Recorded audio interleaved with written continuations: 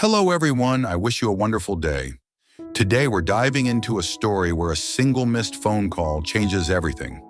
A powerful CEO hesitates for just one moment, and the woman he cares about falls straight into a trap designed to destroy him. What really happened that night? And was it all part of a bigger plan? If you enjoy stories full of tension, betrayal, and unexpected twists, don't forget to subscribe so you won't miss the next videos. The engine roared as Quan's car tore through the night highway, headlights slicing across the darkness like a blade. He had never driven this fast. Not for a deal, not for power, not even for revenge. Only for her. His phone sat on the passenger seat, screen dark now. He had called 10 times. No answer. Each unanswered ring felt like a countdown. Behind the wheel, his jaw tightened. His stepmother's final words echoed in his mind. "You should hurry if you're not already too late." This wasn't random. This wasn't robbery. This was a message, and he had walked straight into it. Back at the countryside house, the air inside was thick with dust and fear. A chair lay overturned. A bowl shattered near the doorway. Tieu Lac struggled against the grip of a man twice her size. She kicked, clawed, fought with everything she had, but strength alone wasn't enough. "Let me go!" she cried. One of them tightened his hold. "Stop struggling!" The tallest man stepped forward, face partially hidden beneath the dim light. "You should have stayed quiet," he said calmly. "I don't know what you want," she shouted, panic breaking through her voice. He crouched slightly, eyes cold. "We don't want you," her breath caught. "Then why?" "Your leverage." The word hit harder than any shove. Leverage. For Quan. Her heart dropped. So this was about him. Not money, not land. Him. She stopped struggling for just a second. Just long enough for them to force her toward the door. Outside, a black SUV waited with its engine running. Prepared, planned, precise. On the highway, Quan's phone vibrated. A message. Unknown number. He opened it immediately. A photo. Dark, blurry, but clear enough. Tieu Lac sitting in the back of a car. Two silhouettes beside her. Her eyes wide, afraid, alive. Below the image. "Come alone." Another message followed. "Old industrial warehouse. No police." His grip on the steering wheel tightened. This was no longer suspicion. It was war. He called Nam. "Track this number." "I'm already on it, sir." "Location?" "Heading southwest, toward the abandoned industrial zone." Exactly where the message said. "They want you there," Nam added carefully. "I know." "Sir, this is a setup." "Yes." A pause. "Do not interfere unless I say so," Quan said. "Sir, that's an order." He ended the call. They thought they were controlling the board, but they had underestimated one thing. He had nothing left to lose. Inside the moving SUV, Tieu Lac forced herself to breathe slowly. Panic would not help. Fear would not help. She turned slightly toward the man beside her. "What do you gain from this?" she asked. No answer. The man in front spoke instead. "He cares about you." Her stomach tightened. "That's enough." She swallowed. "You're wrong." A soft chuckle. "We'll see." The car turned off the main road. The ride became rougher. Gravel, broken pavement, isolated. She realized something terrifying. This wasn't just intimidation. This was escalation. 30 minutes later, Quan's car slowed as the silhouette of the old warehouse appeared ahead. Broken windows, rusting metal doors. Dead silence. He turned off the headlights, turned off the engine, and stepped out, alone. The wind carried dust across the empty lot. A single warehouse door creaked open slightly, a faint light inside. He walked forward without hesitation, each step steady, measured, controlled. Inside, Tieu Lac heard footsteps, The tall man looked toward the entrance. "He's here." Her heart slammed against her ribs. Quan. He came. Relief and fear collided in her chest. The metal door opened wider. Moonlight stretched across the concrete floor. And there he stood, calm, unarmed, unshaken. CEO Quan, the man they thought they could break. For several seconds, no one moved. Silence hung thick in the warehouse. Quan's eyes scanned the room. 3 men. Tieu Lac restrained but not bound. No visible weapons. Too confident. The tall man stepped forward. "You came alone." "Yes." "You're either brave or foolish." "Neither," Quan replied calmly. "Just efficient." The man smiled faintly. "You know why she's here?" "Yes." "And yet you still walked into this." Quan's gaze shifted briefly to Tieu Lac. She looked shaken, but unharmed. "Good." He returned his focus to the leader. "What do you want?" The man tilted his head. "Step down." Silence. "Resign. Leave the company. Publicly." Quan's expression didn't change. "And if I refuse?" The man glanced toward Tieu Lac. A silent answer. Her breath trembled. So this was the goal. Not money, not ransom. Control. Corporate control.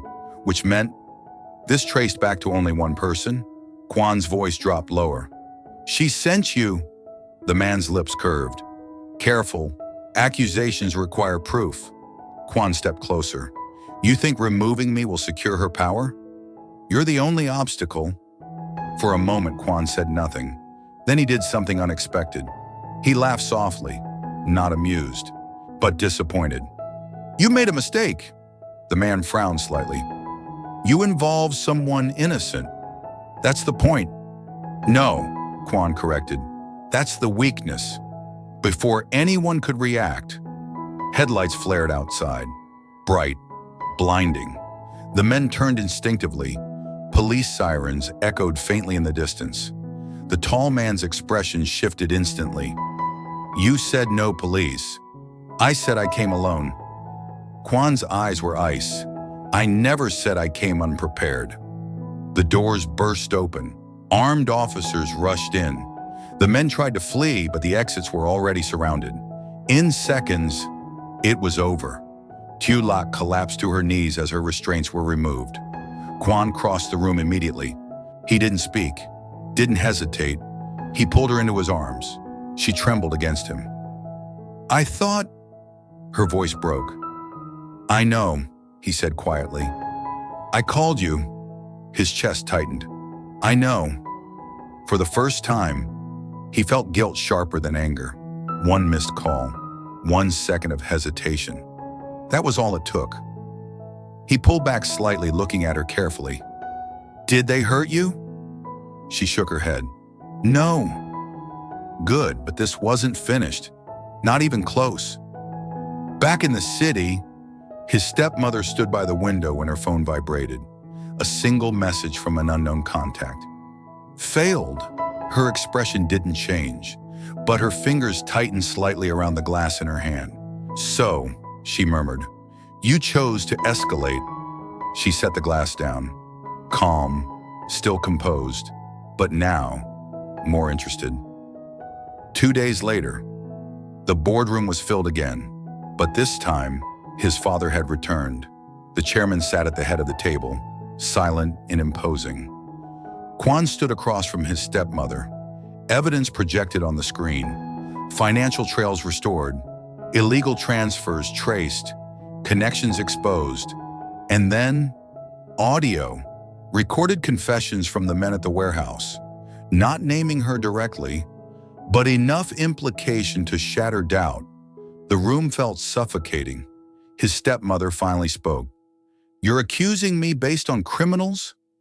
"I'm presenting patterns," Quan replied. "And motives." She looked toward the chairman. "Are you going to believe this?" The older man remained silent for a long moment. Then, "I believe the numbers." Silence fell like a verdict. Her smile faded for the first time. Not panic, but realization. She had underestimated him. Again. That evening, Tieu Lac sat quietly in a small guest room in the city apartment Quan had insisted she stay in temporarily. Safe, guarded, protected, but uneasy. She looked at her phone, at his name in the call history. She almost lost everything that night, and he almost lost her. A soft knock at the door. Quan stepped inside. "You should rest." She nodded, but then asked quietly, "Is it over?" He paused, looked at her. "No." Honest, direct. "This was only one move." She lowered her gaze. "Because of me, things got worse." "No," he said firmly. "Because of them." A pause, then softer. "I won't let you become the price of my war." Her eyes lifted slightly. "And if they don't stop," his expression darkened, "then neither will I." Outside, the city lights flickered endlessly. Somewhere in the shadows, forces were still shifting. Power wasn't taken in one strike. It was chipped away, strategically, patiently. And though one trap had failed, the war was far from finished. Because humiliation creates desperation, and desperation creates more dangerous enemies. As Quan stood by the window later that night, watching the skyline, his phone vibrated once more. Unknown number, one sentence. "You saved her once." A second message appeared. "Let's see how many times you can do it." His jaw tightened. So it wasn't over. It had only evolved. Behind him, Tieu Lac slept, finally safe for now. But safety had become temporary, fragile. And in the reflection of the glass, Quan no longer looked like a wounded man, nor simply an heir defending his throne. He looked like someone who understood. This was no longer about reclaiming power. It was about protecting the one person they believed was his weakness. And if they insisted on targeting her, then they would learn something very dangerous. She was no longer leverage. She was his reason. And a man fighting for power is strong, but a man fighting for someone he loves is unstoppable. The war had begun, and the next move would be theirs. After recovering in the countryside under Tieu Lac's quiet care, CEO Quan returns to the city when he discovers that critical financial data in his company has been erased. Determined to uncover the truth, he confronts suspicious contracts and hidden transactions linked to his stepmother, realizing the crisis is part of a calculated betrayal. As he steps back into power and calls a company-wide meeting, tension rises and a silent war begins. But while Quan focuses on exposing corruption, danger moves toward the countryside. One night, Tieu Lac's house is attacked by mysterious men. Terrified and alone, she calls Quan for help, but he hesitates at the crucial moment. By the time he calls back, it's too late. Now, as Quan races against time to save her, he begins to understand that this was never just business. It was a trap aimed directly at his heart.